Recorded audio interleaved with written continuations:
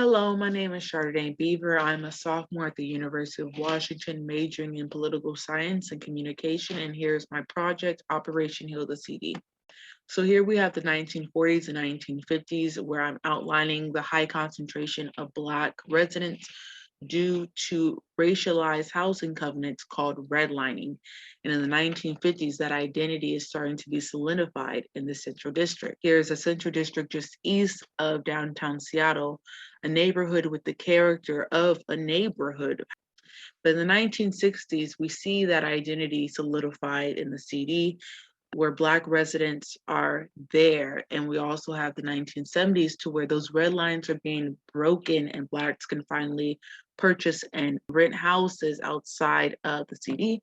And when we talk about establishments, we have my grandfather, Fitzgerald Beaver, the founder and owner of the Facts newspaper. Where on the left-hand side, we have D. Charlene, the mother of beauty, in her salon. On our lower hand left side, we have the Berlin Dance Club, as well as Thompson's Point of View. In the 1980s, we see that the concentration of Blacks moving southbound is starting to become more enriched. But in the 1990s, not only are they moving southbound, but trickling into Western areas like downtown Seattle.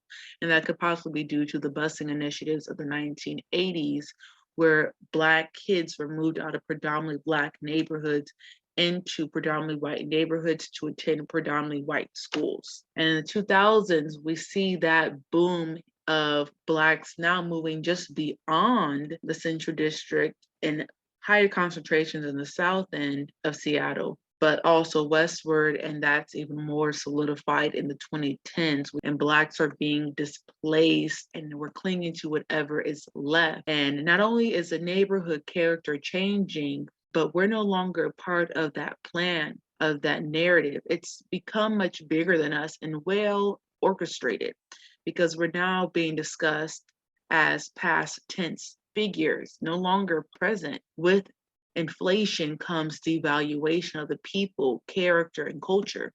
And there's no looking back. Here on the left-hand side, we have my family's home. But on our right-hand side, we see what that property has become today and what really is gentrification in the CD.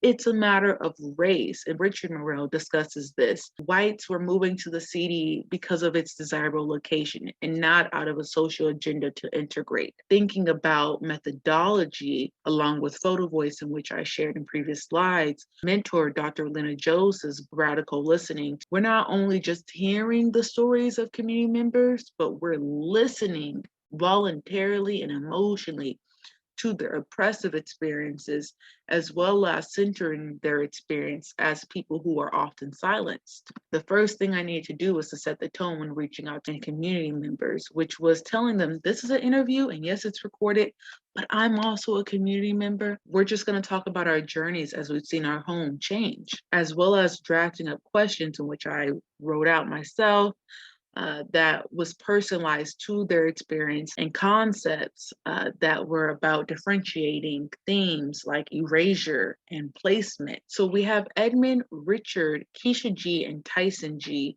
And Edmund and Richard G are of the elder generation, where they've seen the city transform from redlining to what it has become today.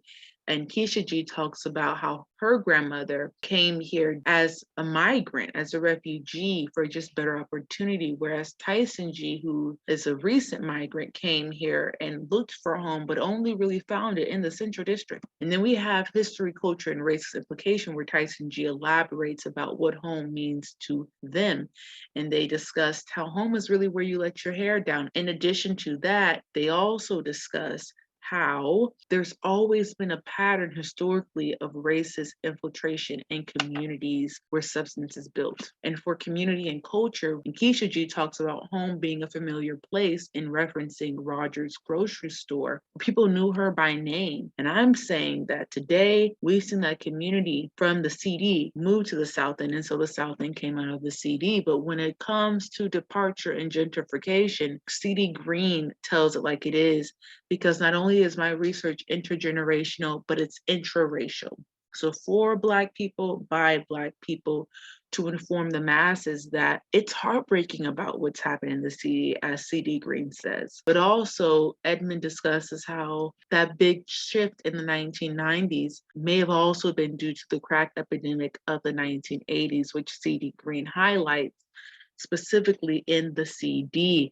And Richard says that the Weed and Seed program, money was not trickling down to community programs. And so closing remarks would be that how do we really heal the CD? What does that really mean? And I would say that it's the relation that Blacks have to the CD. Are we going to view it as a mecca and turn towards it? Or are we going to keep on turning towards our grief? That's my hope for my community, is that we can heal together.